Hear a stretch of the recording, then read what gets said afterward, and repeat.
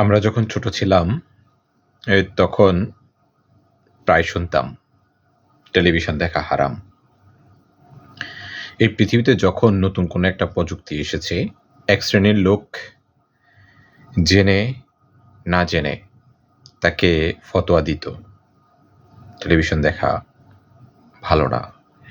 যখন মোবাইল এসেছে তখনও ঠিক একই রকম অবস্থা ছিল।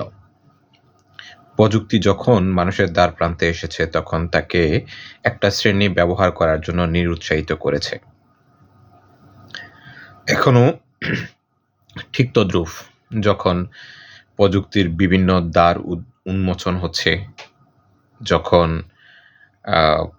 নতুন নতুন অধ্যায় শুরু হচ্ছে, তখন এক শ্রেণীর মানুষ তাকে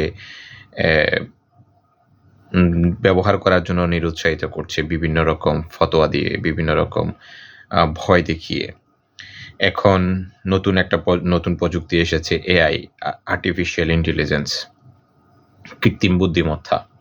এর মাধ্যমে যেমন ভালো কাজ হয় তেমনি খারাপ কাজও হয়। প্রযুক্তি যখন আপনি ভালোভাবে ব্যবহার করবেন তখন সেটা ভালো কাজ দেবে। যখন আপনি খারাপ কাজে ব্যবহার করবেন তখন সেটা আপনার জন্য খারাপ হবে। প্রত্যেকটা জিনিসের যেমন ভালো দিক খারাপ দিক আছে, ঠিক তদ্রূপ প্রযুক্তিরও ভালো দিক খারাপ দিক আছে। এখন এক শ্রেণীর মানুষ এটাকে বুঝে হোক না বুঝে হোক তারা বলছে প্রযুক্তি দ্বারা ব্যবহৃত যেসব ভিডিও বা যেসব জিনিস ব্যবহার করে করা হচ্ছে এগুলা দেখলে ঈমান থাকবে না, এরকম কথা বলা হচ্ছে। আসলে আমরা যদি সবকিছুতেই যদি ধর্মকে টেনে, অবশ্যই সবকিছুতে ধর্ম আছে, ধর্মের অপব্যাখ্যা করি তাহলে আসলে ধর্মের জায়গায় ধর্ম থাকে না। ধর্ম খুব শান্তির একটি বিষয়, যদিও ধর্ম সম্পর্কে আমার তেমন কোনো অভিজ্ঞতা নেই।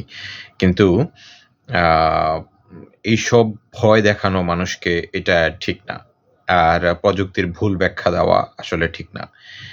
এআই দিয়ে পৃথিবীতে এখন অনেক কঠিন কাজও সহজ হয়ে যাচ্ছে। আপনি যেমন এআইয়ের মাধ্যমে বিভিন্ন দেশের ভাষা সম্পর্কে জানতে পারবেন। আপনি এআইয়ের মাধ্যমে আপনার মনের ভেতরে কোনো প্রশ্ন থাকলে সেটা খুঁজে এরকম অতি সহজে জানতে পারবেন।